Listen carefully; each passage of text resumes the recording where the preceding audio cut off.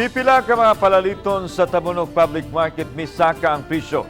May kanambigitan baka ang pagsaka sa presyos gasolina? Atong sayaran sa report ni Femari Dumabok. Gani sa mga lamasog pipila sa mga utanon, sagad mius-os ang presyo itandi sa miaging mga buwan. Sagad sa pagminos sa presyo gikan sa 20 ngadto na sa 40 pesos matag kilo itandi sa buwan sa Enero. Samtang ang sibuyas dahunan ug Bombay nga tag 300 pesos ang kilo kaniadto, karon na na lang sa 100 pesos ngadto sa 160 pesos. Naiuban nga ni us-us na jud ang prices, pero sa karon sad nga nadyo uban nga ni kan stable ra jud ang prices sa mo ang pagkumpra. Samtang nagpabilin usab ang presyo sa bugas humay sukad pa sa Nobyembre sa miaging tuig. Gani tag 48 pesos matag kilo ang labing mahal nga matang sa bugas, samtang tag 33 pesos ang kilo sa broken rice. Ang mais mo kantidad gikan sa 33 pesos o tag 37 pesos matag kilo ang pinakamahal. Wa gyud sikat pa rin na kuan na gayud among mga tager dugay naman na. Wala ra maapekto eh. Wala pa. Murag wa pa ko kay bawo sa umaabot pa pero so far sa among komprada na apre daghang bugas wa sad may mag-usab og presyo. Misaka og 16 pesos ang matag kilo sa asukar.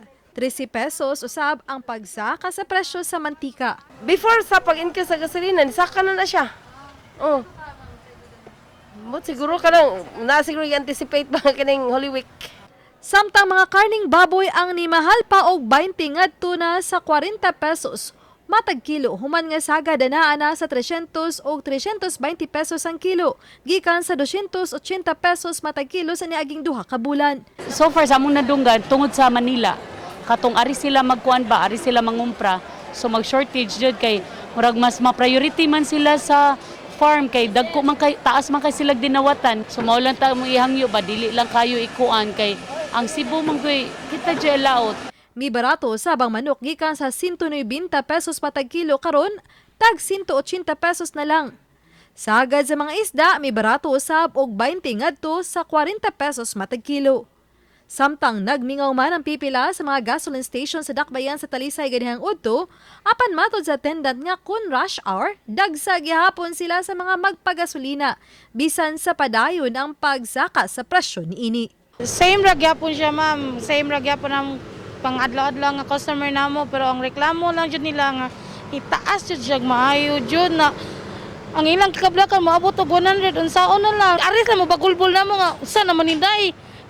Taasa na biyani kanusa pa man nimo us-us. Uban ni Godfrey Rilien, ako si Femari Dumabo. Balitang Bisdak.